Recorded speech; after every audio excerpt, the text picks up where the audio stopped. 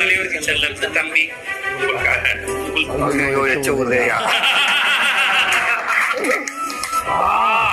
உங்களுக்காக கொஞ்சம் டேட்ல ஆரம்பிச்சிருக்கேன் நானு.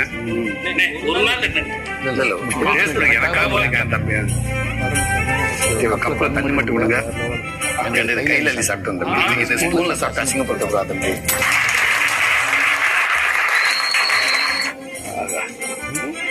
நீங்க பண்ணீங்களா? ஆமாண்ணே. தம்பியும் வந்து நம்மளோட ஆபீஸ்ல இருந்து சின்னதா வந்து ஆரம்பிச்சு போய் இன்னைக்கு ஒரு மெஸ் வச்சு நடத்துறாருன்னு தலைவர் கிச்சன் சூப்பரா இருக்குங்க.